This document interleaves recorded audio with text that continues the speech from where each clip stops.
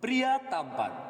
Di sebuah desa kecil bernama Sinaman Gereja di Medan, lahirlah seorang anak laki-laki yang sangat amat tampan sekali, yang kelak akan menempuh perjalanan hidup penuh tantangan.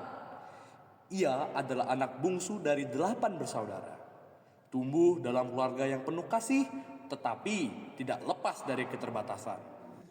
Di saat teman-teman sebayanya berlarian mengejar layang-layang di bawah langit senja, ia sudah duduk di bangku sekolah dasar, sibuk menuliskan huruf-huruf di buku catatannya.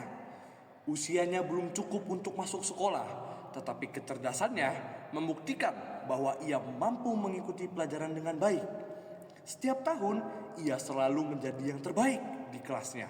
Hingga suatu ketika kenakalannya membuatnya terjatuh dari puncak prestasi. Meski begitu, semangatnya untuk belajar tidak pernah pudar.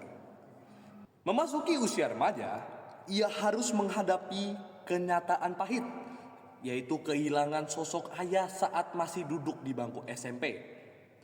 Remaja itu duduk diam di sudut rumah, menatap foto ayahnya dengan mata yang sebab. Kesedihan yang menyesakkan dada tak membuatnya menyerah. Justru ia bertekad untuk tidak menjadi beban bagi ibunya yang kini harus menghidupi 8 anak seorang diri. Berbagai cara ia tempuh untuk mendapatkan beasiswa hingga akhirnya selama 3 tahun di SMK ia hanya perlu membayar uang sekolah selama 1 tahun 2 bulan. Itu semua berkat kerja keras dan ketekunannya. Impian untuk menjadi seorang ahli komputer terpaksa ia singkirkan karena keterbatasan ekonomi. Meskipun pilihan terakhir, ia memilih untuk melanjutkan pendidikan di Universitas HKBP Nomensen, mengambil jurusan yang bahkan tak pernah ia pikirkan sebelumnya, yaitu pendidikan bahasa Inggris. Namun, di sanalah ia menemukan jalan yang baru. Ia menyadari bahwa hidup tidak selalu tentang rencana yang kita buat, melainkan bagaimana kita beradaptasi dengan keadaan. Perjalanan kuliahnya pun tak selalu mulus. Di semester 5, ia hampir harus mengambil cuti karena kendala finansial. Namun, Tuhan mengirimkan 2 malaikat yang membantunya untuk melanjutkan studi. Dengan usaha dan doa, ia berhasil lulus dalam waktu 3,5 tahun dengan predikat cum laude. Tak hanya itu, skripsinya bahkan menjadi yang terbaik di universitasnya, menjadi contoh bagi mahasiswa lain. Setelah lulus, ia mencoba berbagai pekerjaan, dari menjadi konsultan di sebuah gym hingga melamar ke berbagai perusahaan termasuk bank dan maskapai penerbangan.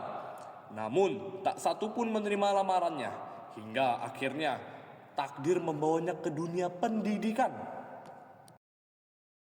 Pada tahun 2016, ia mengajar 6 kelas di sebuah sekolah.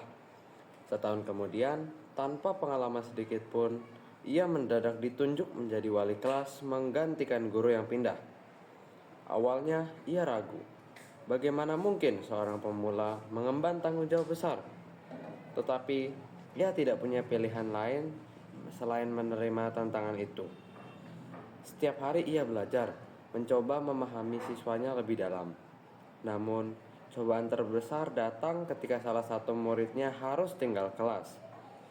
Ia merasa gagal, sangat sedih, hingga air mata pun tumpah. Meski begitu, ia tak menyerah. Tahun demi tahun berlalu, ia semakin memahami perannya. Hingga akhirnya, pada tahun 2023, ia dipercaya untuk menduduki posisi yang lebih tinggi, Wakil Kepala Sekolah Bidang Kesiswaan. Sebuah tanggung jawab yang tak pernah ia bayangkan sebelumnya. Awalnya, ia menolak, merasa belum pantas. Namun, dorongan dari para pemimpin sekolah membuatnya memberanikan diri melangkah. Menjadi wakil kepala sekolah bukan perkara mudah. Ia kini harus berhadapan dengan para petinggi sekolah dan mengordinir guru-guru yang usianya lebih senior darinya. Tantangan terbesar bukan hanya mengelola administrasi, tetapi juga belajar bagaimana bersikap bijaksana, menjaga emosi, dan menyampaikan pendapat tanpa menyinggung perasaan orang lain. Kini, di usianya yang hampir menginjak 32 tahun, ia terus belajar menjadi pribadi yang lebih dewasa. Ia sadar keberhasilan bukan hanya soal akademik atau jabatan, tetapi juga bagaimana ia bisa mengendalikan diri dan tetap rendah hati. Suatu hari, seorang muridnya bertanya, "Pak, apa yang paling penting dalam hidup?" Bijaklah memilih teman, nak. Tidak semua yang ada di sekitarmu akan tetap bersamamu saat kau jatuh. Murid itu mengangguk, lalu bertanya lagi. Yang kedua, Ia menatap muridnya dengan serius. Temanmu adalah musuh yang belum menyerang. murid itu mengerutkan dahi. Maksudnya, Bijaklah memilih teman, nak. Tidak semua yang ada di sekitarmu akan tetap bersamamu saat kau jatuh. murid itu terdiam, tampak merenung. Dan yang terakhir, lanjutnya, tidak semuanya perlu kekerasan, nak. Tetapi jika perlu, keraslah. Murid itu menatapnya ragu. Bukankah kita harus selalu bersikap baik? Ia tersenyum. Tentu. Tapi kadang kelembutan saja tidak cukup, nak. Ketegasan bisa membentuk seseorang menjadi lebih baik. Maka jadilah orang yang baik, wahai muridku.